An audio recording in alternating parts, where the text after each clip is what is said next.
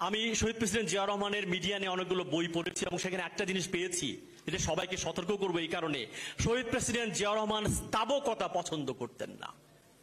বাংলাদেশের সাবেক স্বৈরাচারী শেখ হাসিনার প্রেস কনফারেন্স আমরা দেখেছি যে স্থাবকতা যে একটা শিল্পের পর্যায়ে চলে যেতে পারে সেটা কিন্তু শেখ হাসিনার প্রেস কনফারেন্স প্রমাণ করেছে। কিন্তু মনে রাখতে হবে, স্থাবকতা দিয়ে, সাইকোফেন্স দিয়ে ক্ষমতায় থাকা যায় না।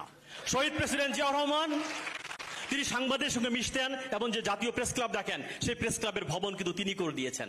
আগা খান ফাউন্ডেশন থেকে 10 লক্ষ টাকা দেওয়ার কথা ছিল, তিনি বলছেন না, জাতীয় প্রেস ক্লাব, জাতীয় ন্যাশনাল প্রাইড, এটা আমরা আমাদের টাকায় করবো।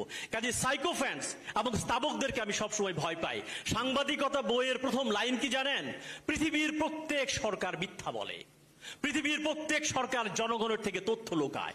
সাংবাদিকের দায়িত্ব হচ্ছে সেই মিথ্যার জায়গায় সত্যকে প্রতিষ্ঠিত করা, যা সরকার লুকাতে চায় সেটাকে প্রকাশ করতে পারা। সাংবাদিকরা যেন প্রকাশ করতে পারে, যারা সমালোচনা করতে পারে, সেই জায়গাটা নির্মাণ করার নাম হচ্ছে ডেমোক্রেটিক মূল্যবোধ। আমি মিস্টার তারেক রহমানকে ধন্যবাদ দিব, কয়েকদিন আগে তিনি কার্টুন নিয়ে লিখেছেন যে শিশির ভট্টাচার্য ঢাকা বিশ্ববিদ্যালয়, আমার আরেকজন কলিগ চারুকলাতে, তিনি একসময় কার্টুন আঁকতেন। তাকে নিয়ে আঁকতেন, তৎকালীন প্রধানমন্ত্রীকে আঁকতেন। তিনি বলেছেন আমি উন্মুক্ত করে দিলাম, তিনি যত খুশি পারেন কার্টুন আঁকুন এবং আমার সমালোচনা করুন। এই যে টলারেন্সের লেভেল, এইটা আমাকে মুগ্ধ করেছে। এবং 5 আগস্টের পরে মিস্টার তারেক রহমান একটি বক্তব্য আমার হৃদয় স্পর্শ করেছে।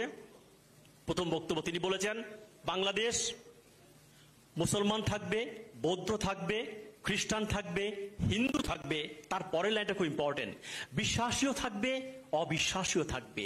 এই যে বহুত্ববাদ, এই যে প্লুরালিজম, এটা হচ্ছে গণতন্ত্রের সৌন্দর্য।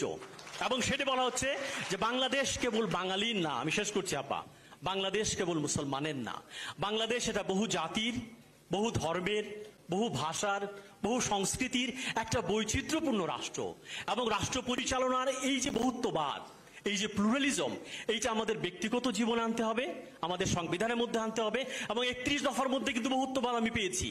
31 দফার 11 দফায় কিন্তু গণমাধ্যমের স্বাধীনতার কথা বলা হয়েছে এবং কত স্পেসিফিক বলা হয়েছে যে সাগররুনির হত্যাকাণ্ডের বিচার ও 31 দফার 11-র মধ্যে কিন্তু রয়ে গেছে।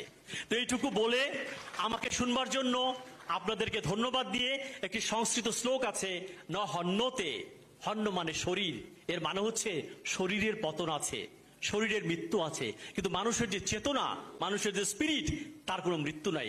হয়তো আপাত শারীরিক জিয়াউর রহমানকে আমরা হারিয়েছি, কিন্তু তার যে বহুত্ববাদী চেতনা, তার যে স্পিরিট, সেটা কোনোদিন হারাবার নয়। আপনাদের সবাই ভালো থাকুন। আমাকে শুনবার জন্য আবারও ধন্যবাদ ও কৃতজ্ঞতা।